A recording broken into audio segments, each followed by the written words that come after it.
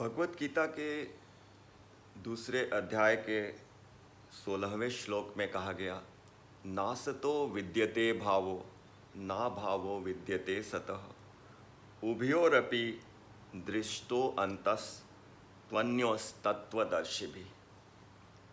नासतो विद्यते भावो ना भावो विद्यते सतः. Of the transient there is no endurance, and of the eternal there is no cessation. In simple words, that which is temporary, that is not eternal, that is not permanent. But the one which is permanent, there is no cessation. Now, sometimes we get confused by these terms, mithya, asat, and as we understand the knowledge of the Granth, the scriptures, cannot be understood without the grace of a spiritual master, without the grace of a teacher who is Shrotriyam and Brahmanist. This is the definition of the Vedas. The teacher, not only does he have the complete theoretical knowledge, but he also has realized that knowledge. He has experienced that knowledge. And only when the knowledge becomes realized, practicalized, that knowledge is real. The theoretical knowledge doesn't help. Someone may know a number of recipes. I know how to cook this particular dish. I know how to cook this particular dish. But the fact is, in last 30, 40 years, he never cooked any of those dishes. That means his knowledge remained theoretical. He never converted that knowledge into practicality. And that's what we need to know about the spiritual knowledge, that it has to be realized. But that realization is obtained from the grace of God and the divine personality, which is the Mahapurusha Guru, under whose shelter we have to seek this knowledge. So, we are very fortunate that we have Swami Mukundanand's Bhagavad Gita, and I just read the shloka 2:16 from Swami Mukundanand's Bhagavad Gita, the Song of God. And the story that I'm going to share today is from the life of King Janak. Now, King Janak, we all know, is the father of Mother Sita, is the father of Goddess Sita.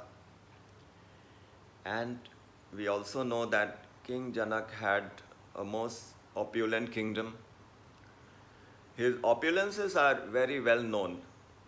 He has so many palaces, he has so many queens, he has so much of wealth, he has all kinds of material facilities one could ever aspire. That is the grandeur of his kingdom. And we also know that King Janak was a Jnani. He became a Bhakt, a devotee, after seeing Lord Ram and Lakshman. Lord Ram and Lord Lakshman. But then he is known to be a Jnani otherwise. And his guru's name is Ashtavakra. So once it so happens that King Janak is dreaming. He is in his sleep, and in the sleep he dreams a very ghastly situation, a very frightening situation. What is the situation? King Janak is dreaming that he has been captured by the rival king in the battle, and he has completely been vanquished, and now he is at the mercy of this other king, in whose feet he is now sitting and begging for his life. He is begging for his life, "O king, please spare me, please spare me, please spare me." And the other king says, "You Janak, just run away from here before I change my mind." So King Janak gets up, picks up his horse, rides the horse, and runs and runs and runs. He's so frightened, he's riding his horse like crazy. And he just wants to get away so that he can be spared from the wrath of the king, the rival king. Now, after running on the road and the forest for such a long time, he is so tired and the horse is so tired that the horse loses its balance and falls off. King Janak falls off. And King Janak is in a terrible state. He is so hungry, he is so thirsty. He is looking for something to eat. And where to go? This is a forest. But he sights a hut, and that's a tribal hut. He goes into the hut and he begs to the lady who is there, "Oh, lady, please give me some food. I'm in a very precarious situation." And the lady says, "I'm a poor lady and we have finished our meal for the day and there is nothing that I can give you for you to eat." And King Janak is so devastated to hear that. Oh no, please give me something to eat. I'll die off otherwise." The lady says, "Let me go and check the utensils if there is anything left in the utensil." And she goes and checks the utensils and she can get some scrapping, some khurchan, which she brings and puts it in his hands. A small morsel of khurchan she brings and puts it into the hands of King Janak, and King Janak is taking that morsel and about to eat.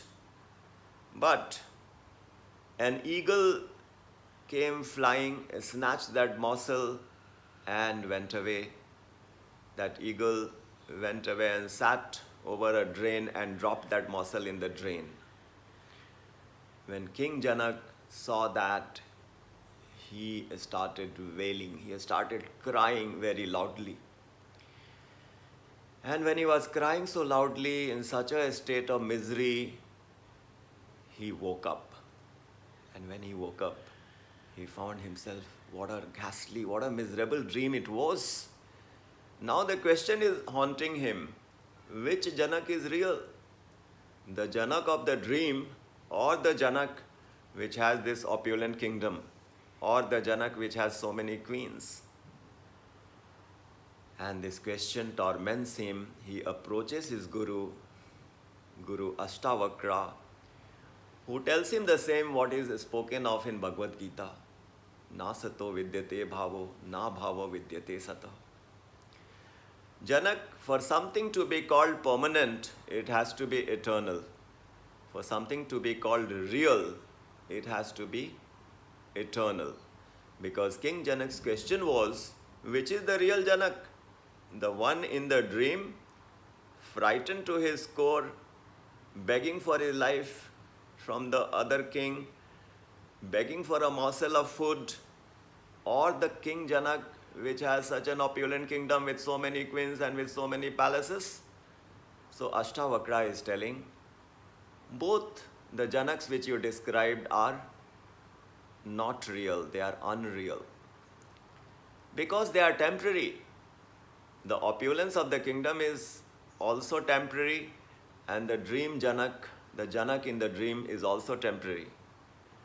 For something to be called real, it has to be eternal. And what is eternal is the soul, which never goes away anywhere. It is always there. It transmigrates the bodies, but it is always there. That soul is the permanent, is the knowledge that was provided to Janak. And the soul is connected to God. So the three permanent entities are God and his energy, the Jeev, and his energy, the Maya, the material energy. But material energy is lifeless until it is energized. For example, if you hold a cloth in your hand, it is lifeless, but your hand makes it move. Similarly, our body, made up of the 5 elements, is lifeless if the soul is taken out. So the soul is permanent, God is permanent, and God's material energy is permanent, is what we learn from this story. This story also was a transformational story for me, and I hope you all like this story also. Thank you so much. Radhe Radhe.